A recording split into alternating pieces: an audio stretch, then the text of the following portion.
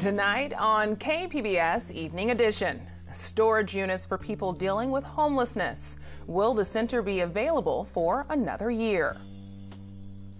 What the storage facility offers and why tomorrow's vote by the Housing Authority is controversial. Plus, the DA removes hundreds of names from the San Diego gang injunction list. What this means for the people who are cleared. And President Trump releases his 2020 budget proposal, how much he's now requesting for a southern border wall. KPBS Evening Edition starts right now.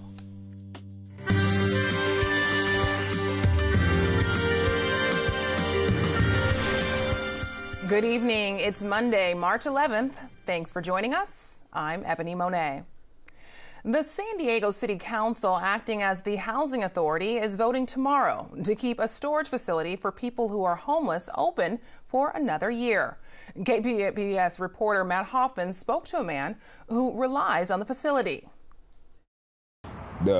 Myself, I love it. Donald Bryant says he's been using the storage facility for the last few months. Most of my stuff is here. Shirts, pants, jackets, shoes.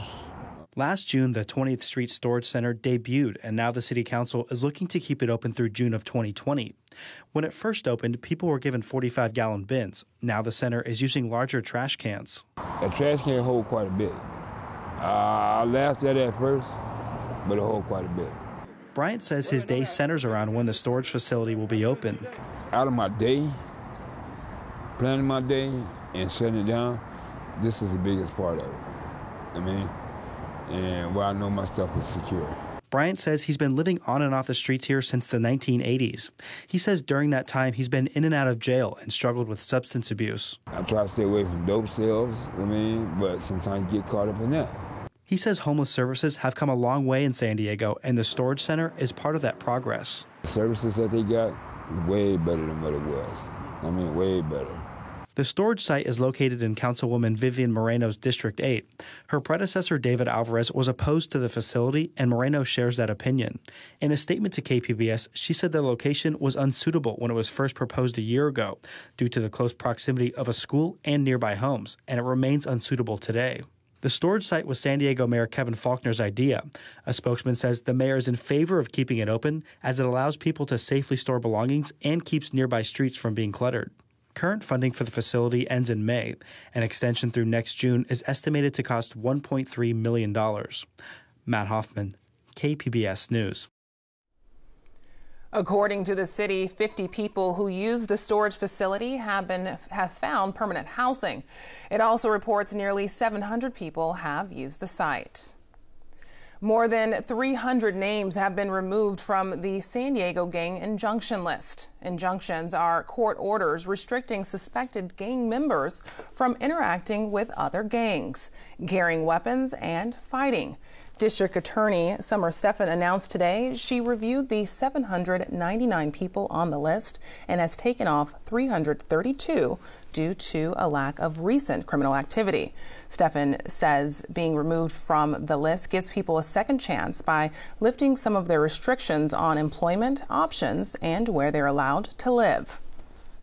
Removal of my name off this list equates to being liberated from an incarcerated environment. No gang injunctions have been filed by the DA in 8 years. The oldest existing injunction dates back to 1997. President Donald Trump releases his new 2020 budget proposal, continuing his push for Congress to fund a southern border wall. The budget is titled A Budget for a Better America, Promises Kept, Taxpayers First, and was issued on Capitol Hill this morning. The president is seeking $8.6 billion for a border wall with Mexico. It also proposes an increase in defense spending and steep cuts to some domestic programs. Leading Democrats have already rejected the proposal. Meanwhile, American actors and activists got a first-hand look at the migrant situation on the border. Actress America Ferrera and actor Wilmer Valderrama were among the group that visited a migrant shelter in Tijuana last weekend. Ferrera says speaking to some of the asylum-seeking families and children shed light on what she believes is a growing humanitarian crisis. All of us on this delegation had a firsthand experience of seeing the humanitarian crisis that is building up on the border here at Tijuana. We are turning away children and families who have a real reason to be seeking their safety, and we have every responsibility to open our eyes to what is happening on our time, on our clock, by our government, by the people that we elect and put in positions to make decisions on our behalf. And so the hope is that those of us who come down here to see with our own eyes what is happening, to hear testimony, to hear firsthand accounts of what people are actually living through down here, will continue to shed the light and tell the truth, so that we will have to address it and hopefully fix some of these devastating realities that are happening down here. Ferrera was part of a delegation of activists and artists set up by the organization Families Belong Together. State lawmakers are attempting to pass a bill they say will protect California children from abuse and neglect. A Southern California Assembly member announced the bill this morning at the Capitol. Under the measure, all counties would be required to establish an electronic database that allows agencies to post reports of suspected child abuse. They say this would allow child welfare agencies and law enforcement to obtain and share information quickly. A similar bill failed last year after civil rights groups questioned how information in the database will be kept secure, especially when the information may include unproven allegations. Cal State college students rally, claiming thousands of California college students are facing poor living conditions. The Cal State Student Association is calling on lawmakers to reduce tuition, improve financial aid, and adopt strategies to help homeless and food insecure students. A recent study showed nearly 20% of community college students in California are homeless. Lawmakers who joined students at today's rally say the system isn't working. All of us believe in the universities that we have founded. They are the best institutions in the world, and our children deserve to take advantage of them without going broke and hungry and homeless. One bill lawmakers are working to advance will reduce parking fees on campus and prohibit universities from charging students more money to park than faculty and staff. Also at the state capitol, California law requires men and women to receive equal pay for equal work. But lawmakers say too many employers are still not paying women fairly. Labor statistics show women on average are paid 83 cents on the dollar for the same work as men. Today, an equal pay task force reported on its work to develop online tools that will help employers and employees understand their rights under California's equal pay law. Lawmakers say it will help employers comply with the law and will inform women of what to do if they're met with pay discrimination. The lower the income level, the harder it is to advocate for yourself, because there is the issue of being terminated because you were asking for something that the law already says you should be able to get. The state is scheduled to launch the website next month. Rain is back again in San Diego, but this may be the last for a while. Meteorologist Erin Calandra shows us when sunny skies and warmer temperatures are expected.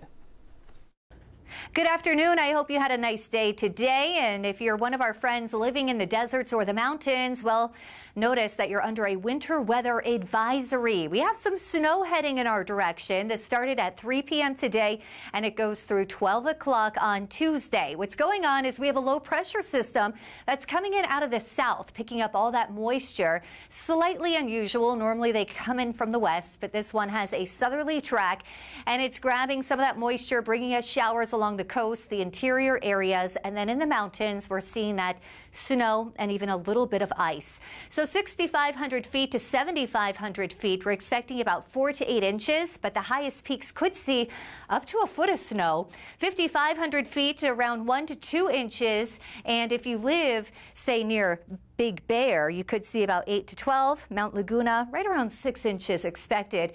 Now, with that, we will see 35-mile-per-hour wind gusts. Not majorly windy, but that is going to blow some of that snow around.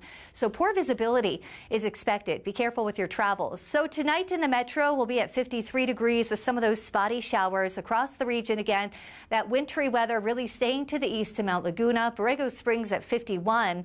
Now, this low, it's going to continue to push off to the east tomorrow. We will see gustier winds behind the low pressure system and also some spotty showers, again, mostly to the eastern side of the county. So Oceanside will be sunny at 64, San Diego reaching 66 with plenty of sunshine. Late week, looking good. It's going to be pleasant with sunshine, very typical temperatures. Along the coast, expect to see that sunshine each day. We warm up to the 70s for the weekend. Inland, it's going to be sunny and nice, and we do warm up close to 80 degrees by Saturday, so that sounds good. In the deserts, it will remain nice and sunny, getting a bit chillier on Thursday to 71 degrees, but we rebound to 80 degrees by Saturday. And in the mountains, again, that wintry mix through Tuesday, but then sunny and dry the rest of the week. Temperatures mostly in the 40s. For KPBS News, I'm Erin Calandra. Back to you.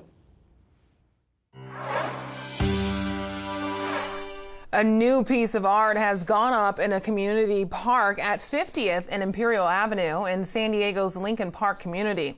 Organizers say it's not just about beautifying the space. KPBS reporter Claire Tragesser shows us how it came to be.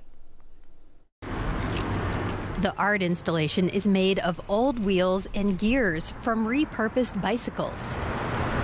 It has several kaleidoscopes built into it, so when you look down a bike tube, you see spinning shapes and colors. The project was designed by local high school students and organized by the Urban Collaborative Project. Barry Pollard runs the community nonprofit. The effort's going to be to get our kids over here more involved in the more technical side of art, because we know how to do murals. Now we want to up our game. The students worked with local artist Max Moses on the design. He's made mostly murals in the past, so doing this project was something different for him. The whole process was pure synchronicity. Everything just linked up magically. The art was created with a grant from the San Diego Foundation. It will stay up in the park permanently. Claire Tragesser, KPBS News. Thanks, Claire. Later this month, the San Diego History Center is hosting the 2019 Makers of San Diego History. This year's honorees include State Senator Tony Atkins and former State Senator Christine Kehoe. Today, I spoke to Kehoe about being recognized. Well, of course, I'm honored. It really is.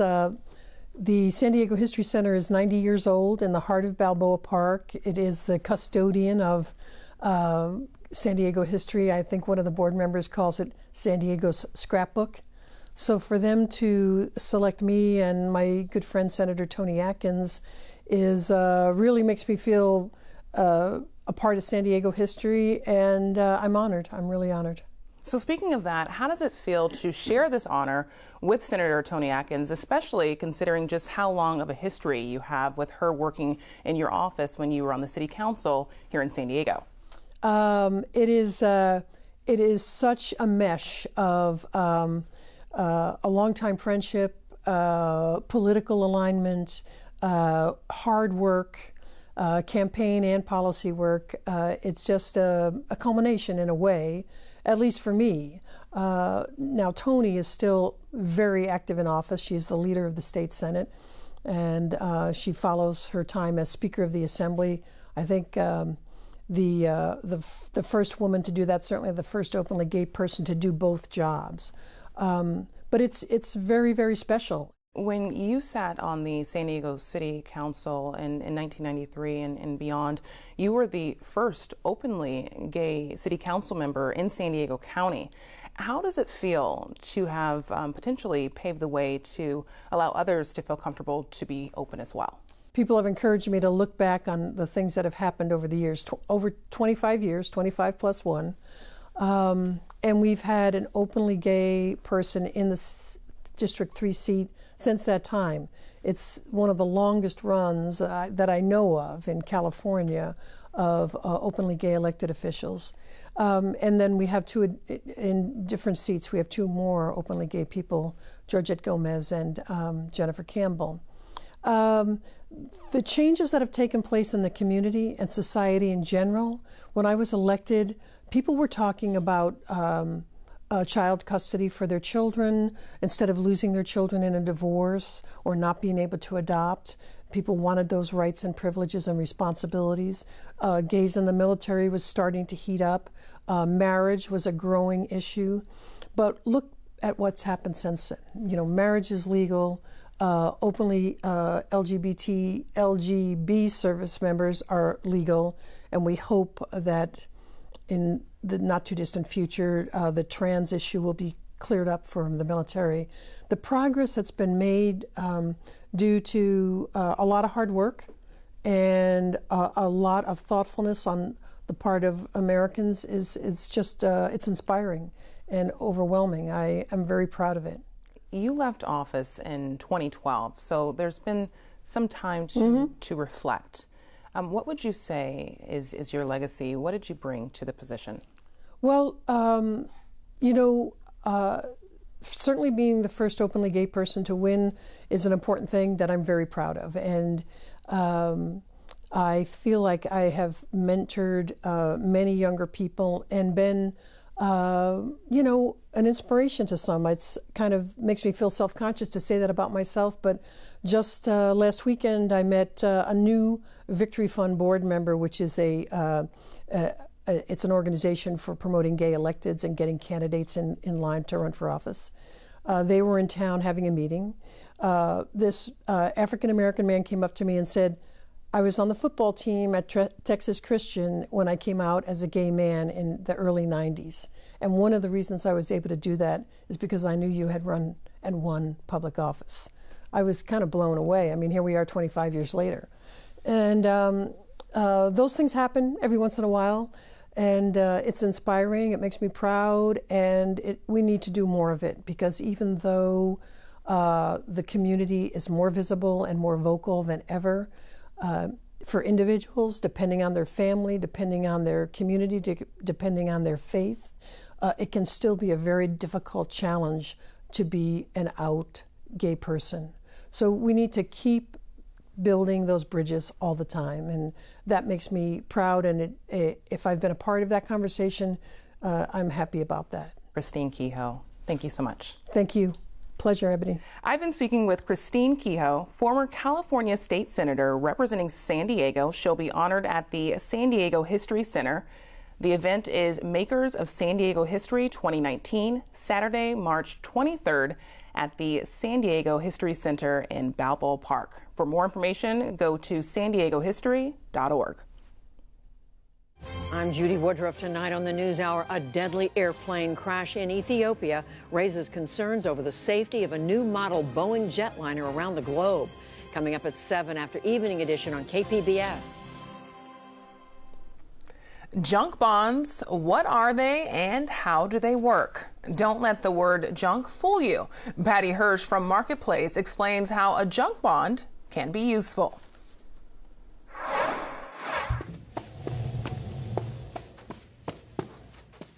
Hi, it's Patty Hirsch at Marketplace. When you refer to something as junk, it makes it sound like it's pretty useless, like it belongs on the trash, right? But junk bonds are actually really popular. In the US, companies borrowed $300 billion in the junk bond market in 2014. That equates to 5% of all of the lending done to corporations that year. Not too shabby or too junky. Now, in the bond market, junk is actually just a slang word for high yield. Yield, of course, being what an investor gets in interest when they make an investment or make a loan to a company by buying their bonds. And you know the old adage about risk and the reward? Well, the more risk an investor takes by lending to a riskier company, the greater reward he or she is going to get in the form of higher interest, a higher yield. Now, when you buy into the junk bond market, when you lend a risky company money, when you buy a junk bond, it's kind of like buying a truckload of old computers, hoping to get the gold out of them. Did you not know that there's gold in computers? Well, there's gold in some computers. And you might find that some of these computers have indeed got little bits of gold in them, all right? And you may find that the first few actually yield quite a bit of gold. But in the end, of course, you find that a lot of these other computers have got no gold in them, or maybe they're full of heavy metals or whatever. So it's a risky business. On the other hand, you could find that all of these computers have got traces of gold in them, in which case you could end up with a nice little bag of gold at the end. It's going to make you very happy as an investor. Rather than talking about computers, let's talk about companies. Right? Companies can be risky too. Sometimes they're involved in risky businesses. Sometimes they're involved in risky sectors. Sometimes they've got too much debt, whatever it is. But if you invest in one of these companies by buying their bonds, effectively lending to them, then you're going to get a nice big interest payment at the end of every month. Unfortunately, if these companies are poorly run, you might get 1 or 2 or 3 monthly payments, but then the companies might kind of run out of gas, run out of the ability to make those interest payments, in which case you're going to lose your investment, or potentially. On the other hand, these companies could be very well run. Because they're making that nice big interest payment every month, if they manage to keep making it throughout the duration of the loan, and then you get your money back at the end, well, then you've turned out with an investment with a very nice high yield. Now, high-yield companies are risky, so the bonds that they issue, those junk bonds, come with low credit ratings, unlike investment-grade loans, investment-grade bonds, which have a higher credit rating because they're a safer bet. And let's not forget that investing in any kind of security is a bet. Just like buying a truckload of old computers, hoping to get gold out of them, is a bet. On the one hand, you could turn out to be really lucky. Your bet could come in, and you could end up with a big bag of gold. On the other hand, you could end up bruised, poisoned, potentially very badly, needing a drink. That's from the Marketplace Business Report. Marketplace airs every day at 3 on KPBS Radio. South Australian grape growers are turning to a secret weapon to get rid of insects. As you're about to see, they're going out of their way to accommodate these tiny native mammals with the hopes of reducing their use of pesticides. This noisy handful is a microbat named Barbie. She's tiny, weighs less than 15 grams, and has an enormous appetite. So we know that they eat insects. They can eat up to half their body weight of insects a night. So they're pretty good at munching down on those insects. And it's that eating power that could see microbats turned into a secret weapon against agricultural pests. In McLaren Vale, south of Adelaide, a dozen wineries have placed these bat-roosting boxes alongside their vines. Ecologists use cameras on poles to see if microbats have chosen to make the boxes home. Things that we're really keen on is building what we're calling bat hotels or bat condominiums. So we're now upscaling from these shoe-sized boxes up to really large structures. Adelaide's own Batman Terry Reardon is helping with the project. It's really surprising that we're seeing and finding these bats and seeing them on the recorders because, people are like, what do you mean we've got bats around? Because you can't hear them. The project is generating interest with more than 30 wineries attending a microbat workshop recently. Their local Natural Resources Management Board, which is running the project, hopes to learn more about the behavior of the 8 microbat species around Adelaide. According to Reardon, there are over 80 species of bats. About 1/4 of all the mammal species diversity in Australia are bats. They're as native as kangaroos and koalas, but we don't think of them as being native animals, of course. These native predators are capable of eating 1,000 insects a night. Well, it's National Napping Day, and this weather makes it a perfect day to take part. Since most Americans lost an hour of sleep over the weekend due to daylight saving time, National Napping Day was chosen for today to help make up for the lost. While the holiday isn't official, health experts say short naps, 10 to 30 minutes, are a great way to recharge. But make sure not to overdo it. Too long of a nap could disrupt nighttime sleep. Now for a recap of tonight's top stories. The San Diego Housing Authority will vote tomorrow on whether or not to keep a homeless storage center open for another year. According to the city, 50 people who use the storage facility have found permanent housing. It also reports nearly 700 people have used the site. Current funding for the facility ends in May. More than 300 people have been taken off of San Diego's gang injunction list. Injunctions are court orders restricting suspected gang members from interacting with other gangs, carrying weapons, and fighting. District Attorney Summer Stephan reviewed the nearly 800 people on the list and has taken off 332 due to a lack of recent criminal activity. The removal allows a lift on some restrictions those on the list face. The list will now be reviewed once a year. President Trump releases his 2020 budget proposal. It is titled A Budget for a Better America, promises kept, taxpayers first. In it, he is asking for $8.6 billion to fund a southern border wall. Democrats on Capitol Hill have already rejected the proposal. Now here's a look at what we're working on for tomorrow in the KPBS newsroom. On Morning Edition, an in-depth look at school funding. A new report claims non-white schools receive less funding than predominantly white schools. And on Midday Edition, a San Diego staple is closing for good. Why the Skateland roller rink is shutting down. You can find tonight's stories on our website, kpbs.org/evening edition. Thanks for joining us. Have a great night.